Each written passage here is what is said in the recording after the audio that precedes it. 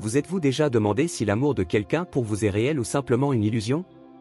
Nous confondons souvent l'attachement, le besoin ou même la peur avec un amour véritable. Mais Carl Jung, le psychologue légendaire, croyait que le véritable amour suivait un schéma caché, que la plupart des gens ne reconnaissent jamais. Il ne s'agit pas de grands gestes, de mots doux ou de passions passagères. Le véritable amour se révèle à travers des actions si subtiles que la plupart les manquent complètement. Jung a enseigné que l'amour n'est pas seulement une émotion, c'est un miroir. Quand quelqu'un vous aime vraiment, il ne projette pas ses fantasmes sur vous. Il n'exige pas que vous correspondiez à leur idéal.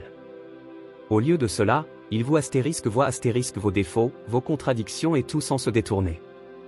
C'est la première vérité tacite, le véritable amour résiste à la réalité, la plupart des relations s'effondrent lorsque les projections s'estompent. Mais si quelqu'un reste lorsque l'illusion se brise, c'est le signe de quelque chose de plus profond. Pensez aux personnes qui ont quitté votre vie au moment où vous avez cessé de leur plaire. Comparez-les avec les rares qui vous ont soutenu dans vos pires moments. Jung dirait que la différence n'est pas due à la chance, mais à la psychologie. L'inconscient cherche l'achèvement, mais l'amour mature cherche la compréhension. Quand quelqu'un vous aime authentiquement, il ne vous utilise pas pour combler ses vides. Ils affrontent leurs propres ombres à cause de vous. Alors, comment pouvez-vous le savoir? Surveillez le silence sur les discours. Remarquez quand ils choisissent la patience plutôt que le contrôle. Le véritable amour ne crie pas, ça murmure. C'est dans l'espace qu'il vous donne pour grandir, pas dans les chaînes qu'il déguise en soins. Et si vous vous demandez pourquoi c'est si rare? Parce qu'il est plus difficile d'affronter la réalité que de s'accrocher à un fantasme. Mais c'est exactement pour cela que le véritable amour se transforme, il demande du courage que la plupart n'ont pas. La question n'est pas « est-ce qu'ils m'aiment ?» C'est *, comment leur amour me change-t-il? Si la réponse est « pour le mieux », vous avez découvert quelque chose que peu de gens font. À quoi ressemble l'amour quand ce n'est pas seulement un sentiment, mais un choix? Jung a observé que la plupart des relations commencent par un engouement, une poussée d'émotions qui masquent des vérités plus profondes. Mais avec le temps, quelque chose change. Le véritable test n'est pas la première étincelle, c'est dans ce qui se passe lorsque le feu diminue. Le véritable amour se manifeste dans la cohérence et non dans l'intensité. Considérez ceci, lorsque quelqu'un s'en soucie vraiment, ses actions s'alignent même lorsque personne ne regarde. Ils ne vous aiment pas seulement lorsque c'est facile ou pratique. Ils apparaissent lorsque c'est compliqué, inconfortable ou exigeant. Jung appelait cela le travail de l'amour, la volonté de faire face aux frictions sans reculer. La plupart des gens courent lorsqu'un conflit survient, croyant que l'amour devrait toujours se faire sans effort. Mais la véritable connexion se développe grâce à l'effort et non à l'évitement. Pensez à la dernière fois que quelqu'un vous a vu souffrir.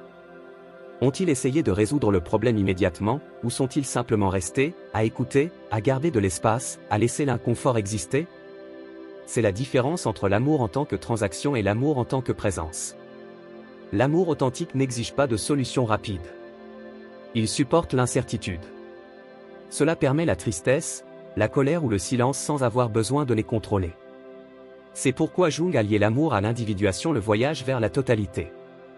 Si quelqu'un vous aime vraiment, il ne vous gardera pas petit pour apaiser ses insécurités. Ils encourageront votre croissance même si cela leur fait peur. Ils célébreront votre indépendance, ne vous en voudront pas. Parce que le véritable amour n'est pas une question de possession, c'est une question de partenariat. Alors surveillez attentivement.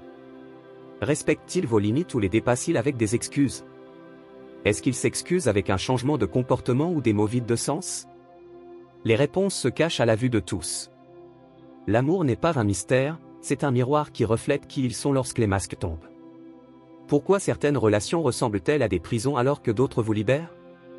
Jung a découvert que le véritable amour crée de l'espace, non seulement physiquement, mais psychologiquement. Quand quelqu'un se soucie vraiment de vous, il n'étouffe pas votre individualité. Au lieu de cela, ils deviennent un refuge où vous pouvez explorer les profondeurs de vous-même sans jugement. Remarquez comment ils réagissent lorsque vous changez. Paniquent-ils lorsque vous développez de nouveaux intérêts? Ou restent-ils curieux, même s'ils ne comprennent pas complètement? L'amour authentique contient ce paradoxe, il assure la stabilité tout en permettant la transformation. La plupart des gens craignent le changement chez leur partenaire car cela menace leur confort. Mais le véritable amour comprend que la croissance n'est pas une trahison, c'est inévitable. Il existe un test caché que peu de gens reconnaissent. Regardez ce qui se passe lorsque vous n'êtes pas d'accord. L'amour toxique exige la conformité, tandis que l'amour sain cherche à comprendre. La différence apparaît dans de petits moments, dans la façon dont ils font une pause avant de réagir, ou s'ils demandent « aidez-moi à voir votre point de vue » au lieu de « vous avez tort ». Ces micro-choix révèlent tout. Jung a mis en garde contre le côté obscur de l'intimité, la facilité avec laquelle l'attention peut se transformer en contrôle. Les relations les plus saines maintiennent un équilibre délicat, suffisamment proche pour se connecter, mais suffisamment distantes pour respirer. Cela explique pourquoi les liens les plus forts incluent souvent des passe-temps séparés, des amitiés indépendantes et du temps passé à part. Contre-intuitivement, cet espace renforce la connexion. L'indicateur le plus profond n'est pas la façon dont il vous traite au mieux, mais la façon dont ils réagissent à votre obscurité. Lorsque vous partagez des insécurités ou des hontes passées, est-ce qu'ils se retirent ou se penchent sur vous? Leur réaction montre s'ils aiment le personnage que vous incarnez ou la personne que vous êtes vraiment. Le véritable amour ne recule pas face à l'ensemble du tableau, il embrasse les contradictions qui font de vous un être humain. Que se passe-t-il lorsque l'amour cesse d'être excitant? La plupart des relations échouent à ce test précis. Jung a révélé que le véritable amour ne se mesure pas à l'aune des papillons, mais à ce qui pousse lorsque les papillons s'envolent. Les liens les plus profonds s'épanouissent dans les moments ordinaires, promenades silencieuses en voiture, tâches partagées, silence confortable. C'est là que se cache la véritable intimité. Faites attention à la façon dont ils gèrent le banal. Est-ce qu'ils défilent sans réfléchir lorsque vous parlez de votre journée?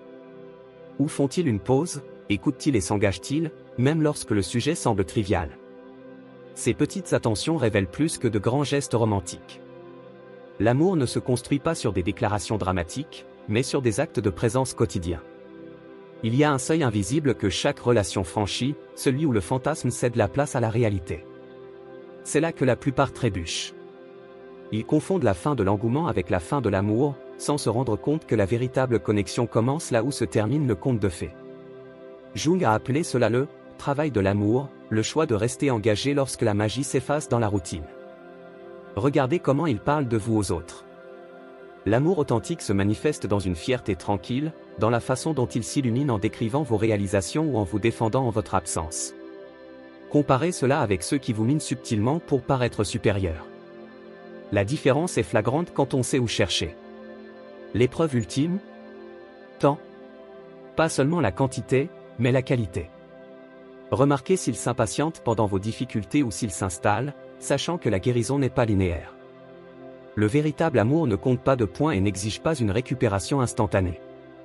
Il offre une compagnie stable à travers les flux et reflux imprévisibles de la vie. Cette patience, plus que toute déclaration passionnée, prouve sa profondeur. Comment savoir quand l'amour est réel? La réponse ne réside pas dans ce qui est dit, mais dans ce qui reste lorsque les mots échouent. Jung a enseigné que le véritable amour se révèle dans les choix inconscients, les instincts qui font surface lorsque personne ne nous regarde. Ces comportements silencieux sont plus éloquents que n'importe quelle promesse. Remarquez comment ils réagissent à votre succès. Font-ils la fête sans envie? Peuvent-ils être véritablement fiers de vos réalisations sans faire de comparaison? Cette qualité rare témoigne de la sécurité, la marque de quelqu'un qui vous aime pour qui vous êtes, et non pour ce que vous lui faites ressentir. Surveillez leurs mains plus que leurs lèvres. Lorsque vous souffrez, est-ce qu'ils vous tendent la main avant que vous leur demandiez? Se souviennent-ils des petites choses, comment vous prenez votre café, cette chanson que vous avez mentionnée il y a des mois?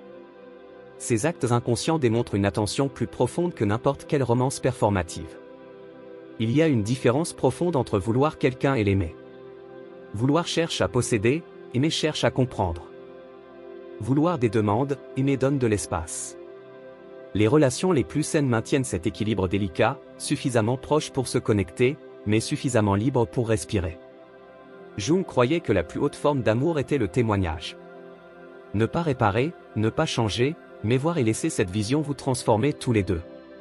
Quand quelqu'un vous aime vraiment, il devient un miroir montrant non seulement qui vous êtes, mais aussi qui vous devenez. Et c'est peut-être le plus grand cadeau que l'amour offre, non pas l'achèvement, mais le courage de grandir. Le test est simple. Après avoir passé du temps ensemble, vous sentez-vous davantage vous-même ou la version de quelqu'un d'autre? La réponse contient toute la vérité dont vous aurez besoin.